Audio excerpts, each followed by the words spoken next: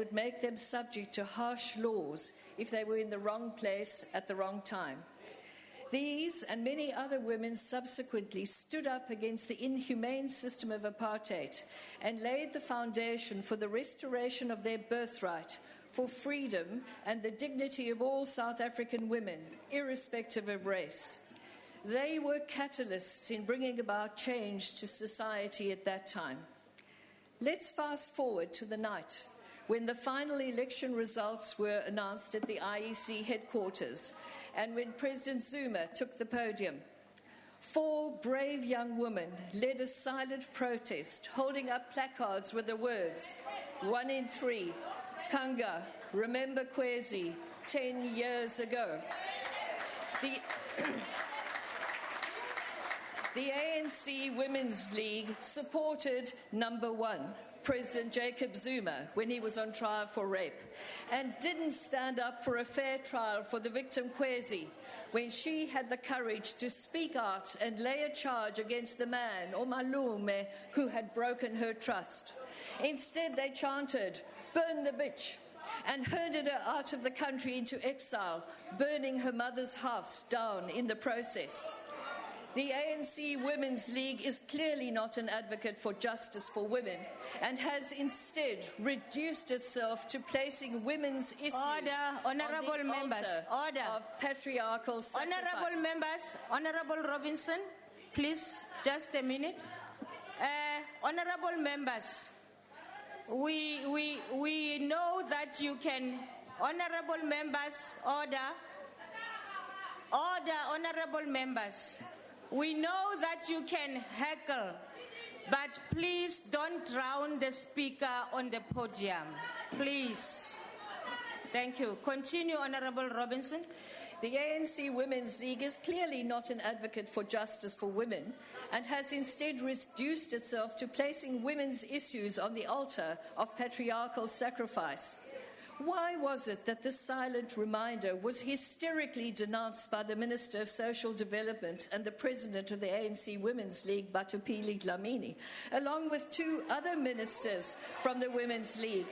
Nothing was said about the way the silent activists were manhandled by the security staff and taken away. Surely we as women should unite to take our country forward out of this depraved culture of rape and abuse, out of the era of male entitlement where women are simply regarded as sex objects. Surely it is time for all women to unite and say, "Genoeg is genoeg, kwanele, kwanele." Down with patriarchal and sexist attitudes, down with gender discrimination, down with a flawed legal system that caused too many abused and traumatized women and children to be left broken and humiliated, left without shelter, support, or hope for the future. Post-apartheid.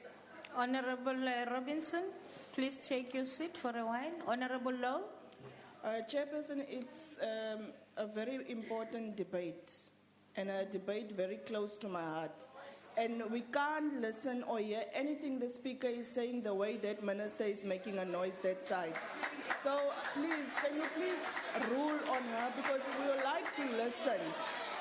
We would like to listen to this debate. Honourable members, I just want to plead with you all. Please, honourable members, please. Even now I am speaking, but you don't want to listen. Honourable chief whips of different parties, assist me in making sure that the people are heard. I hear you. Please, let's all respect the House, please. Continue, Honourable Robinson. Post-apartheid women continue to be let down by the inadequate response to gender-based violence. I agree with Dean Peacock of Sonke Gender Justice, who says it is encouraging that there's an increasing vitality amongst young South Africans about gender inequality, but are becoming more militant and unapologetic about their activism. Now, what can be done to remedy this debilitating culture of sexual violence, gender discrimination and abuse? A few simple measures can make a difference. Strong leadership from government, politicians, and other leaders of society setting the example. Putting programs in place in social development departments for families, men and women, boys and girls, in schools and religious institutions. Increasing the number of sexual offences courts and getting them up and running, being properly funded with sufficient, well-trained staff. Better training for police officers and sufficient funding for SAPs and the FCS units in particular. Appoint more social workers. Minister, oh sorry, she's not here again. Could somebody please give her the message? Could someone please remind the Minister to remember all those social workers that were trained by the department, but On a could not point of be order, employed Honourable House Chairperson. Honourable House Chairperson. Honorable Robinson, please. What is The point honourable of- member on the podium is saying the minister is not in the house. The minister is sitting there. Unfortunately, she's not talking about our Minister of Women in the presidency. Continue, Honorable Robinson. This is Minister Batubili Dlamini, the Minister of Order, Social honorable Development. members. I can't hear the honorable member. On And a point of order, Chairperson. Honorable Law? Chairperson, the Deputy Chief Whip of the ANC is taking us for granted. No, Honorable She is Law. calling frivolous points of orders each and every time, and you are allowing her. Honorable- She mustn't take us I for think granted. Honorable Law. Honorable Robinson, continue. Do you still by the department but could not be employed because your Department of Social Development had not budgeted for the jobs that had been promised to them? Fund shelters for people who need to leave their abusive homes. Provide more tutuzela centres. Address the failings of the justice system so we have proper prosecution of these offences. The United Nations Special Rapporteur for Violence has identified a number of gaps and femicides and other forms of violence against women, and that there is a massive are not disaggregated, so one cannot evaluate crime. Domestic violence is not recorded by police as a do not have a national strategic plan for violence against women, a major shortcoming in finding solutions. As former President Mandela said during SONA 1994, freedom cannot be achieved unless women have been emancipated first. What does emancipation mean? Freedom from oppression, both gender and psychological oppression. Freedom from patriarchal and cultural oppression. Freedom from the oppression of corruption, poverty, prejudice, and stigma. Let us as women unite to support one another and break down the barriers that divide us so that we can stand up for the constitutional rights of all, as well as the family values that can help us to eradicate the scourge of gender violence. And I should just like to add, when the President and the Deputy President sit on the podium and sleep during the celebrations at the union buildings, that is an indication of the amount of value they put to women. The fact that we don't have these women here, our women ministers and our males, what do they care about women? This is what the people will see. This is what people will say. We need change, and the change has started. The Blue Tsunami has taken the course, and we will change this country for the better, for women, for children, and for everyone. Thank you. Thank you, Honorable Robinson. The next speaker is Honorable Mokause.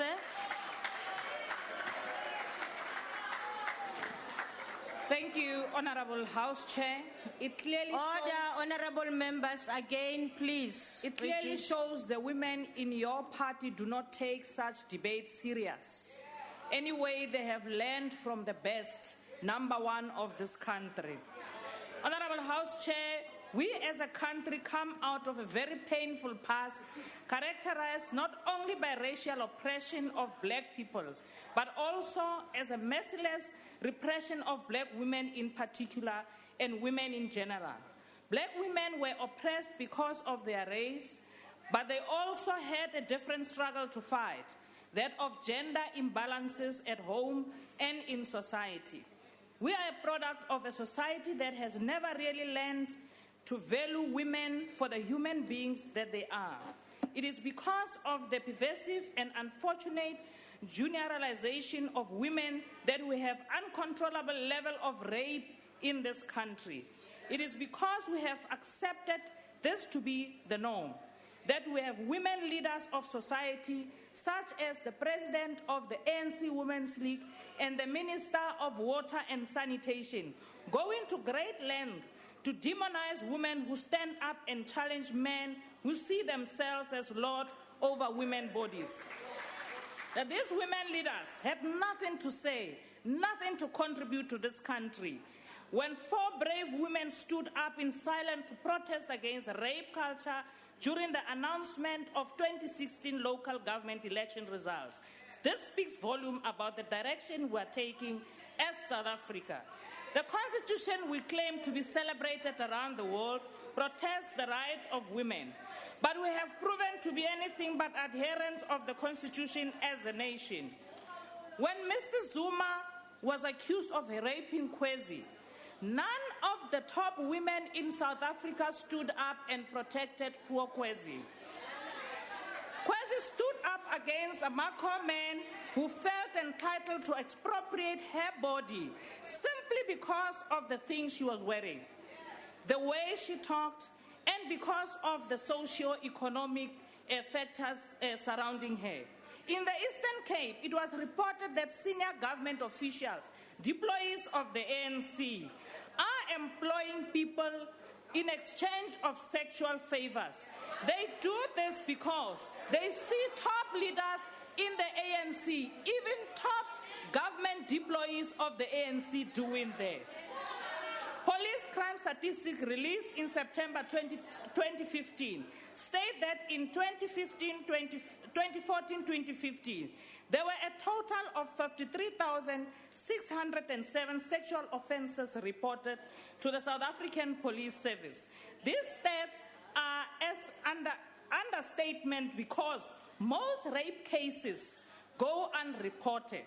Most men who, like Mr. Zuma, feel entitled to women's bodies do so knowing that they will not be reported because they hold key positions in government.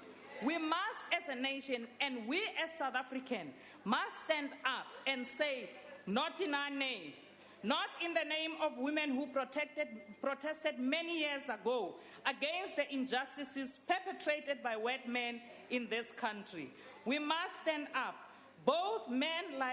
We must stand up against both men like Mr. Zuma and women like Batabile Dlamini and Nomvula Mokonyane, who discredited on other women just so that they can secure bread by defending the indefensible. We must commend the leadership of the EFF, the leadership that will take this country after 2019, for giving women, ordinary women throughout South Africa, a chance to be councillors in local municipalities, not because they exchanged it with favors, but because women in this country deserve to be there, because those women deserve to be elevated. I thank you. Thank you, Honorable Mokause. Thank you very much. Isikhulumi esilandelayo kuzoba umhlonishwa Khawula.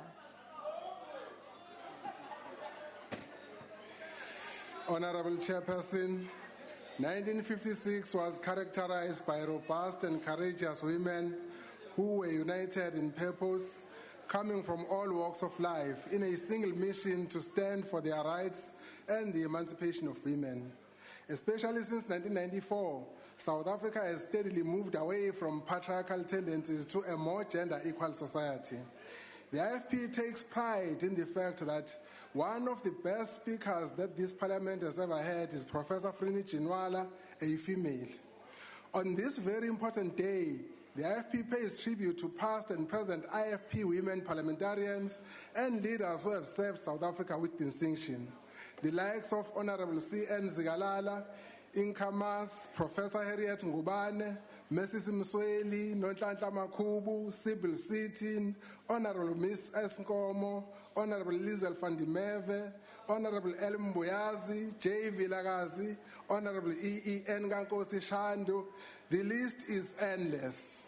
This parliament has had women of distinction in the persons of the former Deputy President of South Africa, Honorable Phumzile Mlambo Ngcuka, Mama Winnie Mandela, and others. We pay tribute to our leader, the President of the IFP, Prince Buthelezi, for being an all-round mentor to all IFP leaders. Honorable Stock gave us an interesting lecture in the NCOP yesterday. He tells us that some parties had their membership only open to males at their establishment. IFP membership never discriminated in gender. We also acknowledge that the struggle for women empowerment is still far from getting over. A few decades ago, who would have thought that the United States of America would get a black president in the early parts of the 21st century? But it has happened in our lifetime. Women power has demonstrated that females have got this astonishing ability to stage a comeback. The ability to come back can only be equated to Mntwana's ability to come back. Recent elections have proved this. After centuries of oppression, women around the world have been able to come together and stand for their rightful place. A lot more can still be achieved. The UN can one day have a female Secretary General. The Roman Catholic Church can one day have a female Pope. The female Secretary of Parliament. The South African presidency. These are a few of the new struggles and challenges which are right in front of us but continue to remain unnoticed. Whilst the IFP appreciates gender balance in positions, what is however more important is performance of those who are put in positions. South Africa is blessed with an abundance of females who are capable leaders, intellectuals, administrators, and academics. This can be proven in even the areas of traditional leadership, where Prince Buthelezi, as Prime Minister of KwaZulu, approved the appointment of Amakhosi females in KwaZulu. To mention a few other areas, Advocate Tuli Madompela performed exceptionally well and raised the bar. I thank you, Chairperson. Honorable members who come to the podium, there is a screen. Once it turns red, it says your time has expired. So please assist me in doing that. We continue. The next speaker is Honorable Majola.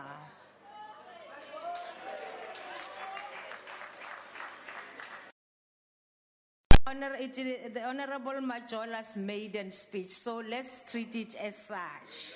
Thank you. Continue, Honorable Member. Honorable Deputy Speaker, Honorable Ministers and Deputy Ministers, Members of the Parliament, Members of Provincial Legislatures, delegates from SALGA, ladies and gentlemen. Honorable Speaker, 60 years ago, more than 20,000 brave women who had been set by the flames of withering injustice under apartheid rule marched to the seat of the government, the Union buildings, to register their rejection of white supremacy and institutionalized racism. It is this symbolic act of bravery and resilience that we honor today.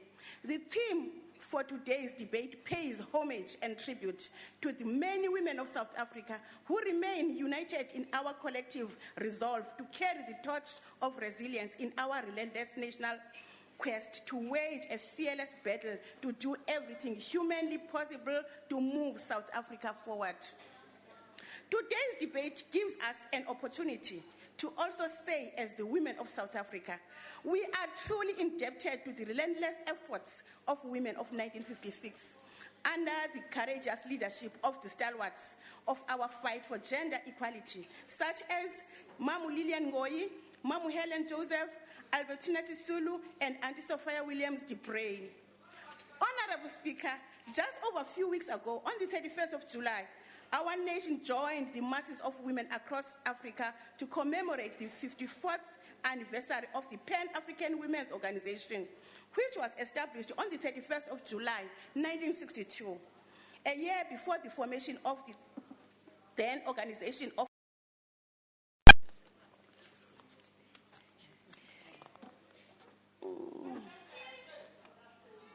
As we commemorate Women's Day, we take this moment to pay tribute to all the fearless warriors of heroines who championed the formation of power to lend a laudable voice in the fight against the oppression of the African woman, her people and her children.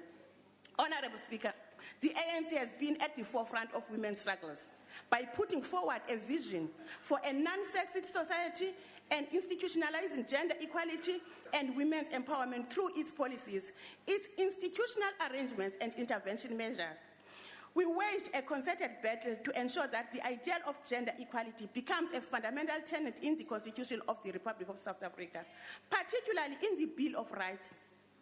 Our resolve to move with utmost speed and determination to mainstreaming gender equality in all sectors of the South African society is informed by our atrocious history, which is steeped in institutional racism, where rights, life chances, and the distribution of goods and services were predicted along racial lines. It is also a past where respect for the dignity of individuals was determined by the color of their skin, and further within the various racial groupings by their gender and social status. It is sacred ideal that was informed by the struggles of all the men and women who waged a fearless fight against the atrocities of colonialism and apartheid, and encapsulated in the Women's Charter of 1954. As the champions of the fight against racism, the ANC government in 1994 took solemn oaths to dismantle all forms of apartheid social relations and practices in our society. We made a resolve to continue in our collective path in pursuit of the emancipation of women and wage a rigorous fight to ensure gender equality remains a cardinal goal and an anchor for a free in our democracy. When we adopted the Constitution in 1996, policies, including the National Policy Framework for Women's Empowerment and Gender Equality, we made a resolution that instilled a culture where the socio-cultural dictates and expectations of all groups defined women to be less deserving and capable than men. After the demise of apartheid in 1994, we moved with fierce urgency and determination to adopt a gender policy framework which established guidelines for South Africa as a nation to take action to remedy the atrocious historical legacy of the marginalization of women in our society. It is these decisive steps that continue to advance our collective effort to put an end to gender discrimination and the marginalization of women in our society. Honorable Speaker, speaking during the country's first State of the Nation address after the first democratic elections in 1994, former President Rolihlahla Mandela ushered a resolute pledge for the new democratic government towards the advancement and protection of women in South Africa when he said, open quote, "Freedom cannot be achieved unless the women have been emancipated from all forms of oppression," close quote. Today, as the ANC, we rise with great humility and pride with the masses of our people that our nation has moved with utmost rigor and determination to lead a global path towards gender mainstreaming and equality. We have demonstrated that our conviction is beyond rhetoric. Today, we take great pride that our nation has moved with utmost speed to have one of the most comprehensive national gender machinery in the world. South Africa is generally acknowledged to be a model of best practice by many countries in the African continent and globally. Women representation in parliament increased drastically from 2.7% during apartheid to 27% after the historical 1994 elections. It reached 44% after 2009 general elections and currently stands at just over 50%. South Africa is number 4 amongst countries with the highest number of women in parliament. We have seen an enormous and unpredicted increase in the number of public representatives, such as cabinet ministers, who are women. We have seen a decisive campaign by government to increase the appointment of women into management positions in the public service and state-owned enterprises, including a career progression from lower ranks where women are already in majority. Honorable Speaker, despite the enormity of the progress that we have made, many women in our country are still faced with countless challenges and wallowing in the valley of despair. Although gender mainstreaming resulted in the establishment of substantial gender machinery across government, we are concerned about poor monitoring in both government and private sector. We are concerned that women remain the face of poverty, unemployment, lack of opportunities, poor health, and economic deprivation. Our society still suffers from persistent patriarchal, religious, and cultural practices that are so discriminatory towards women and girls. Many women in rural areas still face the grim reality of practices that continue to undermine their constitutional rights. As the ANC, we have said we need to move with profound determination to mobilize institutions of our government to ensure that we put a stop to those who continue to force women and girls or dare undermine their bodily integrity and constitutional rights in the name of culture or religion. We need to move with utmost resilience to ensure that our gender machinery framework is legally binding and that those who dare appoint an all-male cabinet or in whatever form demonstrate their disregard of our national commitment to create an equal society are made to account. To complete the task of gender equality, we must ensure that the legislative undertaking that we made to the women of South Africa must be accompanied not only by policy measures that promote this constitutional principle, but they should also result in adverse penalties for those who fail to comply. Honorable Speaker, as we commemorate Women's Day today, as the ANC, we want to make a pledge to the women of South Africa that we remain resolute in our resolve and determination to champion their plight and dismantle all forms of gender marginalization and discrimination in all sectors of our society. We want to reassure the women of South Africa that we shall continue in our quest to fight for their economic emancipation. We shall wage a concerted fight against those who still show disregard of our national resolve and commitment to dismantle apartheid social relations by showing disregard to women. We shall stand tall on the shoulders of our nation to speak against anyone who still review women as lesser capable to lead or share whatever platform or position available in our society. Today, we renew our solemn oath to all women in our country that we shall continue to speak to their aspirations. We shall continue to lend a loud voice to their anguish and sufferings. We shall continue to speak against the stench of living in the most dehumanizing conditions of poverty, unemployment, underdevelopment, poor health, illiteracy, and HIV and AIDS. We Thank shall you. work. Honorable Majola, your time has expired. Thank you.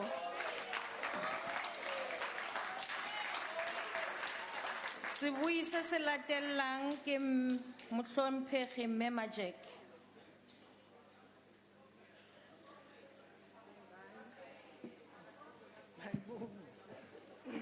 Thank you, Honorable Speaker and Honorable Members. There is no doubt that South Africa has made significant progress towards women's empowerment since the dawn of democracy. We have an inclusive constitution that protects the rights of all, accompanied with statutory and policy architecture for gender empowerment and equality. However, despite the enabling policies and laws, there is still a large challenge in ensuring that the legal and regulatory frameworks that have been put in place are effectively implemented, enforced, monitored, and evaluated. It is important that the country is led to go beyond talking, match its words with concrete action, and allocate appropriate resources if there's going to be any meaningful change in the lives of South African women and girls. Societal leadership must acknowledge that women and girls are not just part of the demographics of our society, but inherent members too. They are not here to beautify our community only, but they are too primary and directly participants in the socio-economic development of the nation. In the report of 2012, Make Every Woman Count, by an independent NGO that promotes the empowerment of African women, argued that, I quote, "Empowerment women could drive economic growth, promote peace, and advance development and social justice," close quote.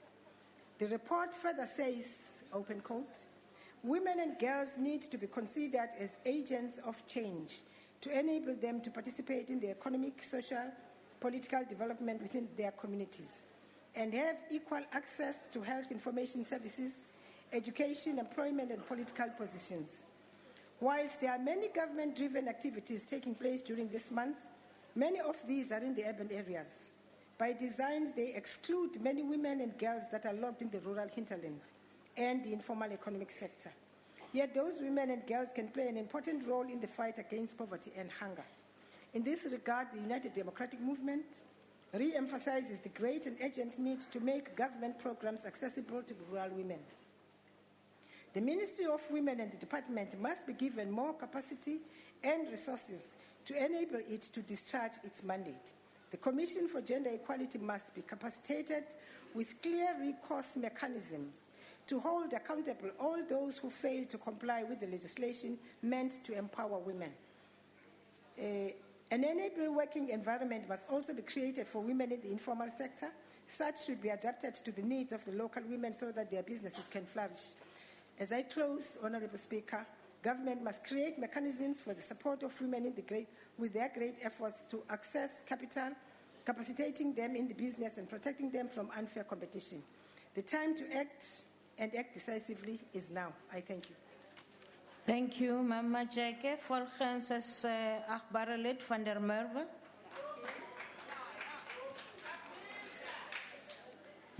Thank you very much, Honourable House Chairperson. And let me just, at the outset, say to you, Honourable Minister, that I really hope that you're going to speak to your colleagues, because this is not the first time that we've had these empty benches during Women's Day's debate. In fact, this is the third time that we've had these empty benches, and I think it sends a very strong message about how our government feels about women and the rights of women and women's empowerment. Honourable Chairperson, this year our fight against gender-based violence received a dramatic boost. But it did not come from our government, and it did not come from this Parliament, but it came from the silent protests of 4 brave young women at the ISC Results Centre. Without uttering a single word, their message was clear. We can no longer afford to ignore the rape culture in our country. We honour those young women today, and we honour each and every victim of rape and violence. But the beauty of their bravery stood in sharp contrast to the behaviour of some of our female leaders who almost came to blows over the peaceful protests. One must condemn leadership that promotes violence instead of fighting for the rights of women and children. Imagine today we've got female leaders who want to dab and they want to fight with one another. That's unacceptable. Speaker, government still has no concrete, workable, costed plan to fight gender-based violence. And as we stand here to once more debate Women's Day... The noise levels are too high. Let Honourable van der Merwe continue. I hope you'll give me more time now. And as we stand here to debate Women's Day once more, women and girls still face the brunt of poverty. Women are not safe in their homes, and they're not safe in the streets. Women still do not earn equal pay for doing the same job as a man. And in councils across our country today, only 31.5% of ward councillors that have been elected on 3 August are women. That is simply not good enough, and it also shows that it's not only the Democratic Alliance that are not meeting quotas, it's all of us.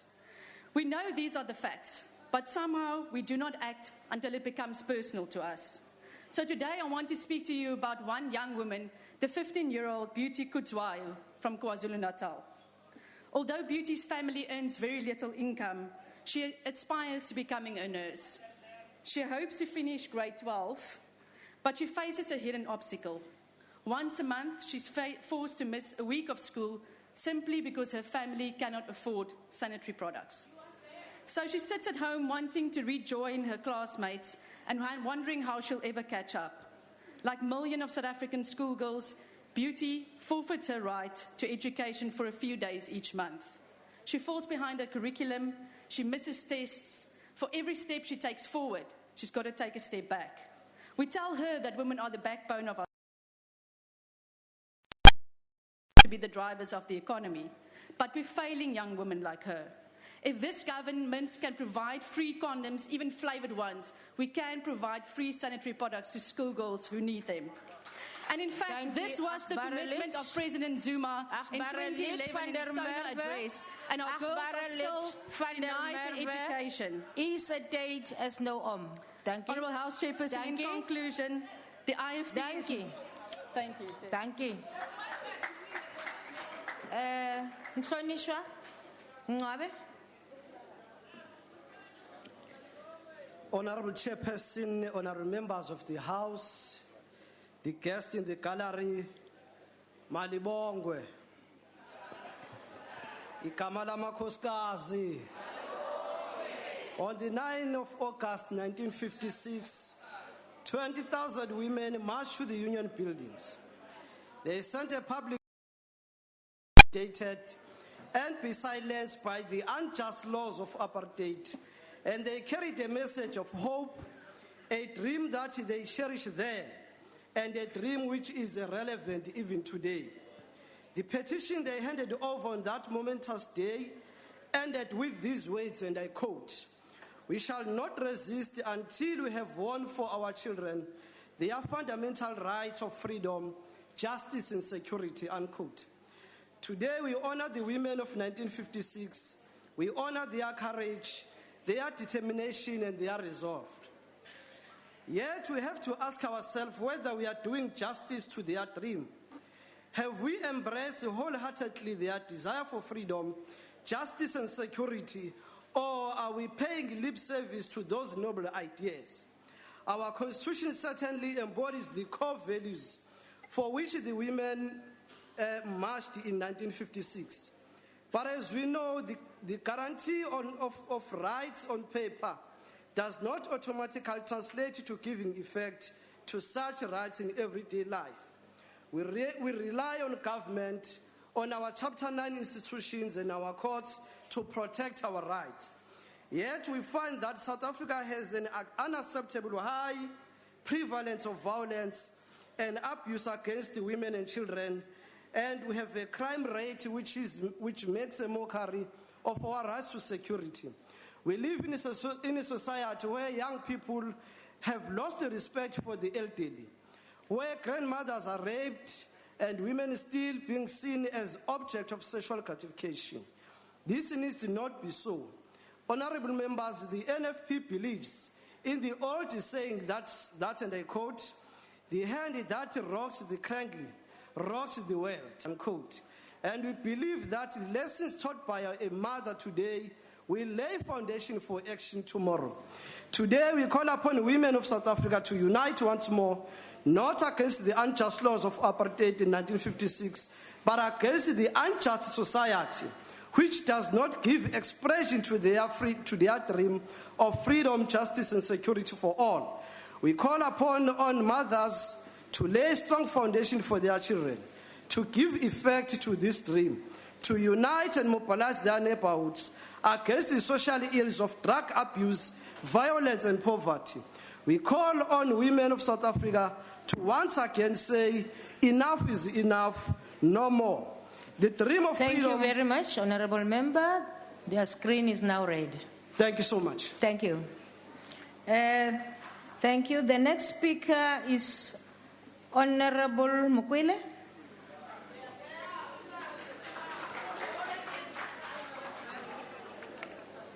CIC commissars and fighters all over South Africa.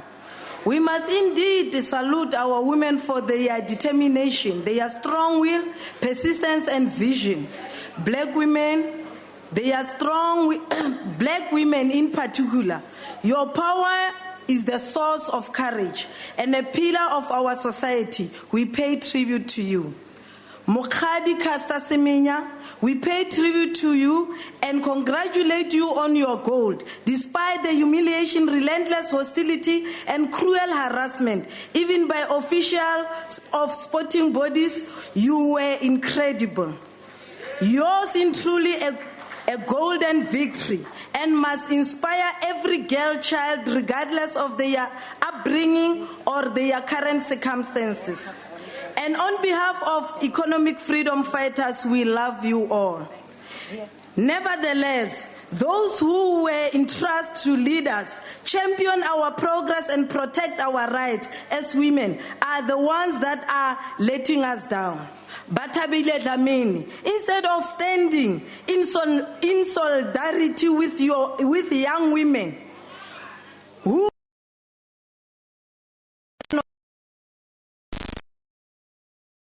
Kwezi at the IEC Results Center, she was leading the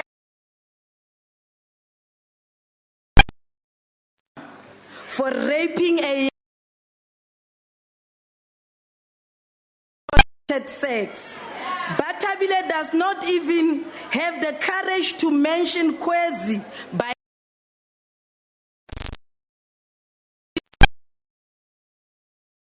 person. Malusi Gibgaba udirisitse madi a khurumente go patela bunyatsi. It is shameful. Those who are at the front with power are defending of rapists and abusers of themselves. It is everywhere in the ANC.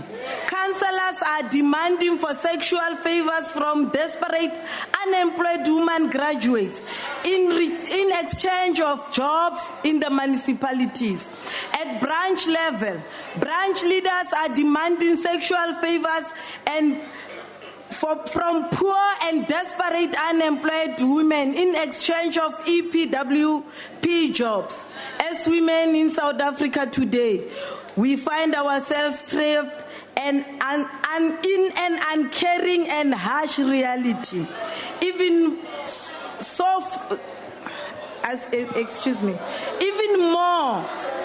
Order, honorable members. Even more so, poor, uneducated, and desperate women in townships and rural areas. Unless women have access. I just want to disturb you, pardon me for a while. Honorable members, you are not assisting. We have important people in the gallery there. They came here for the debate. Can we please respect them? Abu mama bethu bahleli ku gallery bezele ukuzwa ukuthi la eParliament senzani asihlonipheni abantu abezela ekhaya. Thank you very much. Continue, Honorable Mukweli. Thank you very much, Honorable Chair. At branch levels, branch leaders are demanding sexual favors from poor, desperate, unemployed women in exchange for EPWP jobs. As women in South Africa today, we find ourselves trapped in uncaring, harsh reality. Even more so poor, uneducated, and desperate women in townships and rural areas. Unless women have access to free education, we are failing as a society. Unless women have access to job opportunity, we are failing as society. Unless as women have access to sanitation and housing, we are failing.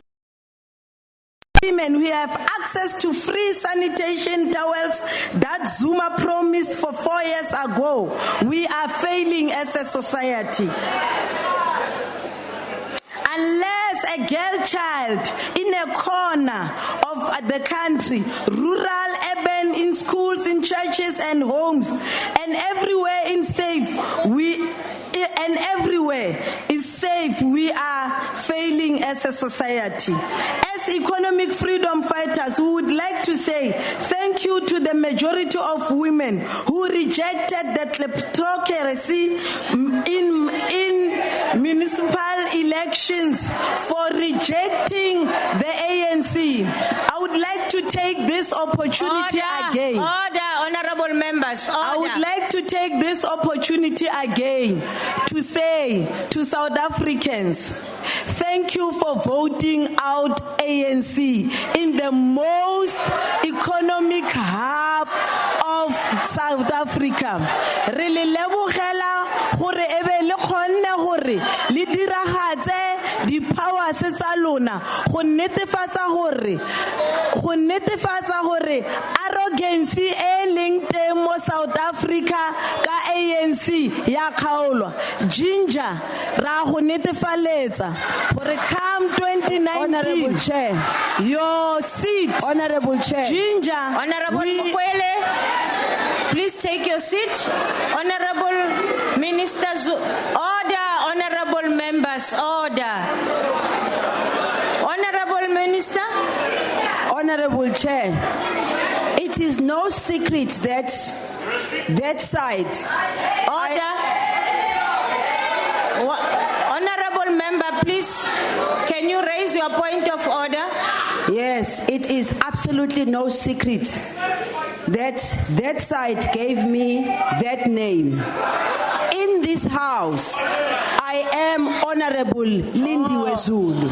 Okay. So the honorable member must do the right thing and call me by my name, Honorable Lindiwe Zulu. If she wants to call me Ginger, thank you. I've said it to them. If they want to call me Ginger, they can do so outside of the house, not here. Thank you.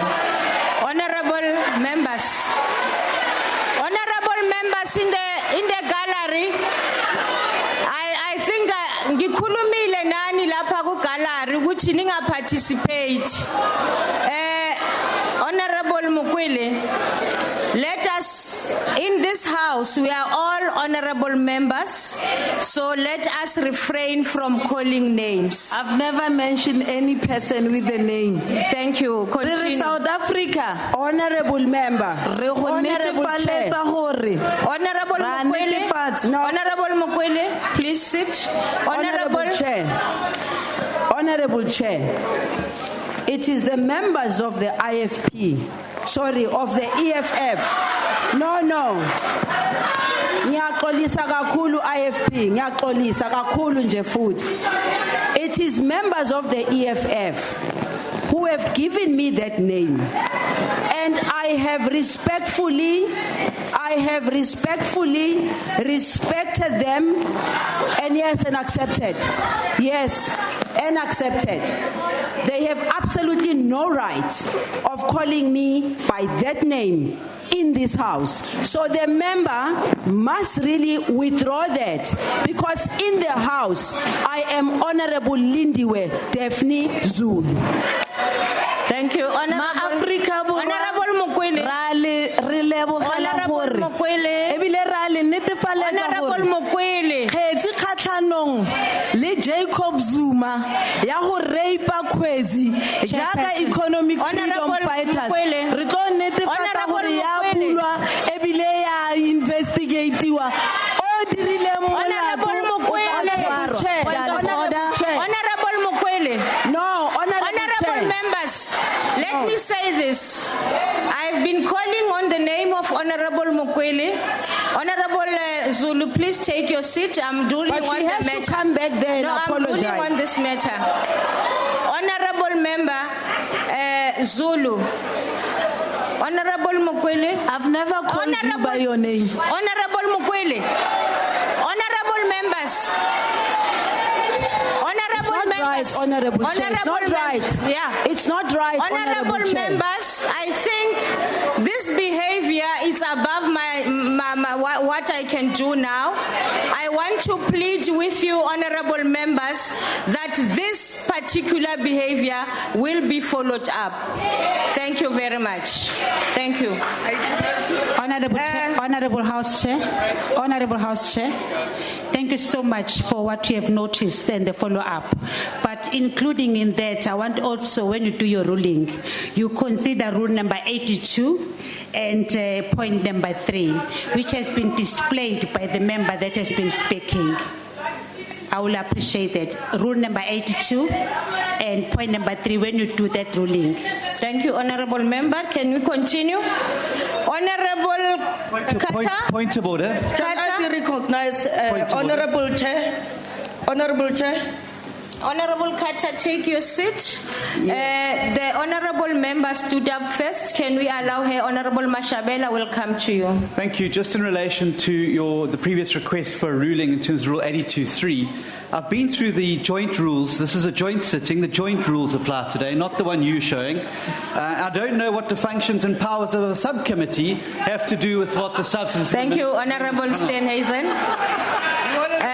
Honorable Mashabela. Thank you, Honorable Chair of the House.